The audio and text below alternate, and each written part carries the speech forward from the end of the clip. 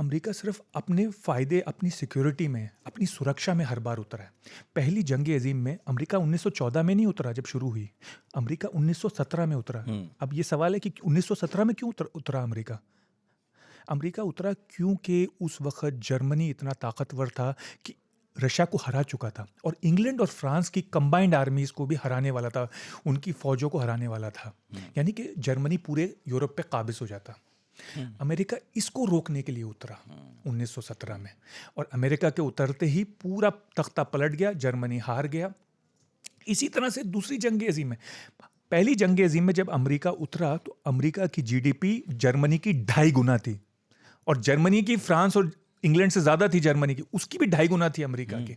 जब दूसरी जंग अज़ीम में अमेरिका उतरा तो अमेरिका की जापान की जीडीपी से 10 गुना ज़्यादा जीडीपी थी।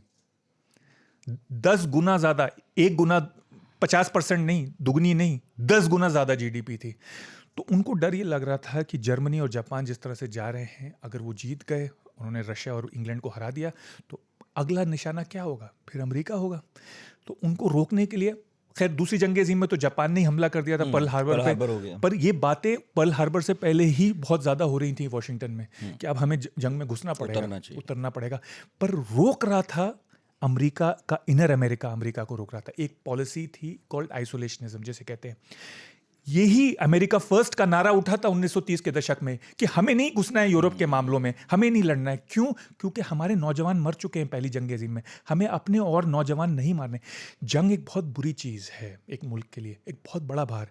हमें इसका अंदाज़ा नहीं है हिंदुस्तान में, इस पीढ़ी को नहीं है, इस पीढ़ी को बिल्कुल नहीं, क्योंकि हमने जंग देखी नहीं, हमें पता नहीं है। इसीलिए लोग आसानी से कह देते हैं कि चीन पे कर दो हमला, जापान पे कर दो। मैं बता रहा हूँ कि इंग्लैंड का पहली जंग अज़ीम में आप ऑक्सफोर्ड के ग्रेजुएट्स उठाएं और बोर्डिंग स्कूल के ग्रेजुएट्स उठाएं, 20% से ज़्यादा मारे गए। 20% से ज़्यादा ग्रेजुएट्स मारे गए फर्स्ट वर्ल्ड वॉर में ही सिर्फ इंग्लैंड के। इसीलिए इंग्लैंड विश्व शक्ति से कम होता गया, क्योंकि इतना भारी भार उठाना पड़ा इंग्लैंड को। और जर्मनी की तो बात ही मत कीजिए, कितने मारे गए जर्मनी में, और सोवियत यूनियन की तो बात ही मत कीजिए।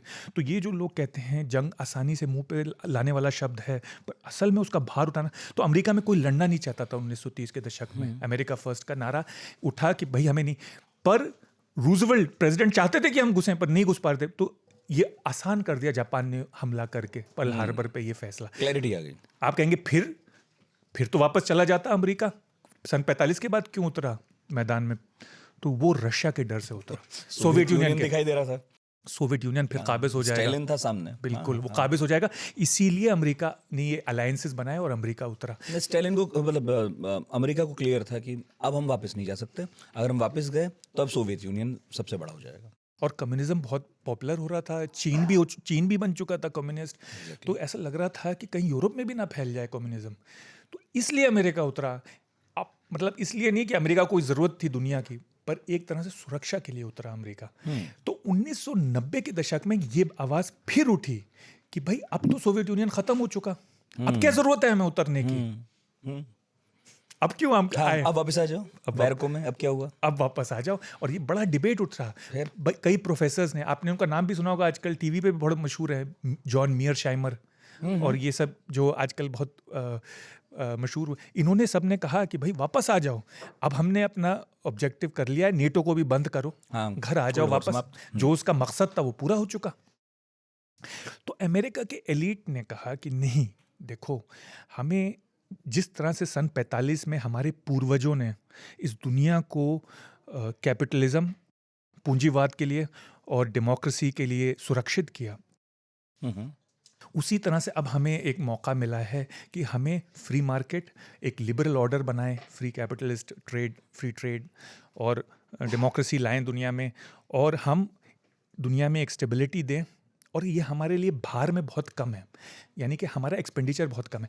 मतलब आप समझिए कि कोल्ड वॉर के दौरान अमेरिका 9%, 8%, 7% जीडीपी का खर्च कर रहा था। जब कोल्ड वॉर ख़त्म हुई उस वक्त भी अमेरिका 5-6% पे था, रीगन के दौर में सनत।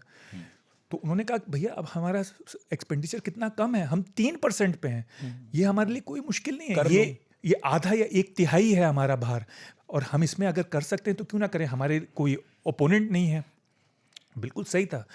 चीन एक गरीब मुल्क था, रशिया तो बिल्कुल ही निडर था और उसके सामने तो भविष्य ही खतरे में था, भविष्य 90 ही पता खतरे ही नहीं था क्या होना है। तो उन्होंने कहा कम खर्चे पे अगर हम कर सकते हैं तो उतना कम नहीं किया गया डिफेंस पे खर्चा जितना हो सकता था। और ये आवाज़ उठने लगी थी कि भाई हम जो है वो ट्रेड में डेफिसिट में जा रहे हैं, हमारी नौकरियां जा रही हैं, ग्लोबलाइजेशन हमारे काम नहीं आ रहा। पर वो सुन नहीं रहे थे एलिट्स, क्योंकि एलिट्स को फ़ायदा हो रहा था अमेरिका में, जो टॉप के लोग थे, और वो इनकी बात नहीं क्या सुन मैं रहे। ऐसे कह सकता हूँ कि डेमोक्रेट्स नहीं सुन रहे थे? ना डेमोक्रेट्स ना रिपब्लिकन्स सुन रहे थे, दोनों के elite नहीं सुन दोनों रहे के एलिट नहीं सुन रहे थे। और एक तरह से जब जॉर्ज बुश जो जूनियर थे, उनका इलेक्शन हुआ सन 2000 में, तो ऐसा लगा कि भाई अंदर की आवाज़ उठी है, अब टेक्सास से ये आदमी उठा है, अब आया है, अब आया है। हाँ। पर वो भी नहीं कर पाए क्योंकि सितंबर 11 हो गया और उन पे बाकी लोग भारी हो गए। तो जैसे मैंने आपको बताया। अरे बहुत शानदार, आपने पिछले 10-15 मिनट में जो खाका खींचा है। कुंदन, तुम संतुष्ट हो ना इससे? क्या मजा आया? सीधा आपने पूरी पिछली सदी सामने ला दी। ये होता है प्रोफेसर।